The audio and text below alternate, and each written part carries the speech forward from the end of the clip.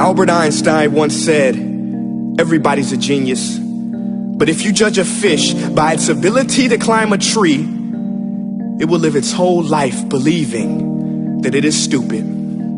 Ladies and gentlemen of the jury, today on trial we have modern day schooling. Glad you could come. Not only does he make fish climb trees, but also makes them climb down and do a 10-mile run. Tell me, school, are you proud of the things you've done? Turning millions of people into robots, do you find that fun? Do you realize how many kids relate to that fish?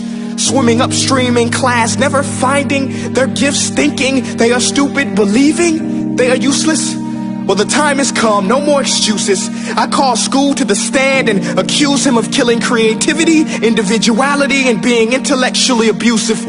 He's an ancient institution that has outlived his usage. So, Your Honor, this concludes my opening statement, and if I may present the evidence of my case, I will prove it. Proceed. Exhibit A. Here's a modern day phone. Recognize it? Here's a phone from 150 years ago. Big difference, right?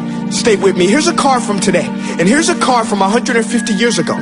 Big difference, right? Well, get this. Here's a classroom of today, and here's a class we used 150 years ago. Now ain't that a shame? In literally more than a century, nothing has changed. Yet you claim to prepare students for the future? But with evidence like that, I must ask, do you prepare students for the future or the past? I did a background check on you and let the record show that you were made to train people to work in factories, which explains why you put students in straight rows, nice and neat, tell them sit still, raise your hand if you want to speak, give them a short break to eat, and for 8 hours a day tell them what to think. Oh, and make them compete to get an A letter which determines product quality, hence grade A of meat. I get it. Back then, times were different. We all have a past. I myself am no Gandhi. But today, we don't need to make robot zombies. The world has progressed. And now we need people who think creatively, innovatively, critically, independently, with the ability to connect. See, every scientist will tell you that no two brains are the same. And every parent with 2 or more children will confirm that claim.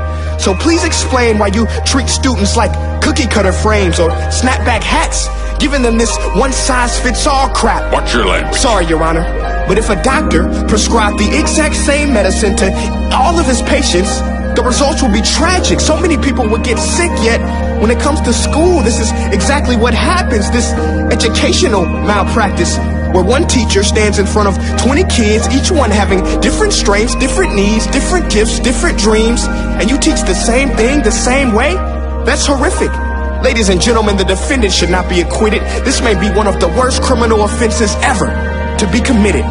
And let's mention the way you treat your employees. Objection. Overruled. I want to hear this. It's a shame. I mean, teachers have the most important job on the planet, yet they're underpaid? No wonder so many students are short-changed. Let's be honest. Teachers should earn just as much as doctors, because a doctor can do heart surgery and save the life of a kid. But a great teacher can reach the heart of that kid and allow him to truly live. See, teachers are heroes that often get blamed, but they're not the problem. They work in a system without many options or rights. Curriculums are created by policymakers, most of which have never taught a day in their life.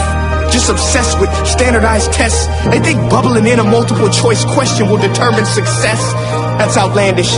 In fact, these tests are too crude to be used and should be abandoned, but don't take my word for it. Take Frederick J. Kelly, the man who invented standardized testing, who said, and I quote, "These tests are too crude to be used and should be abandoned." Ladies and gentlemen of the jury, if we continue down this road, the results will be lethal. I don't have much faith in school, but I do have faith in people.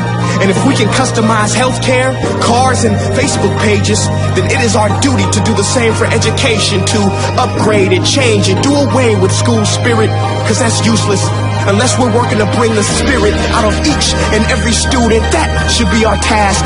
No more Common Core. Instead, let's reach the core of every heart in every class. Sure, math is important, but no more than art or dance. Let's give every gift an equal chance. I know this sounds like a dream, but countries like Finland are doing impressive things. They have shorter school days. Teachers make a decent wage. Homework is non-existent, and they focus on collaboration instead of competition. But here's the kicker, boys and girls. Their educational system outperforms every other country in the world. Other places like Singapore are succeeding rapidly. Schools like Montessori, programs like Khan Academy, there is no single solution. But let's get moving, because while students may be 20% of our population, they are 100% of our future. So let's attend to their dreams, and there's no telling what we can achieve. This is a world in which I believe, a world where fish are no longer forced to climb trees. I rest my case.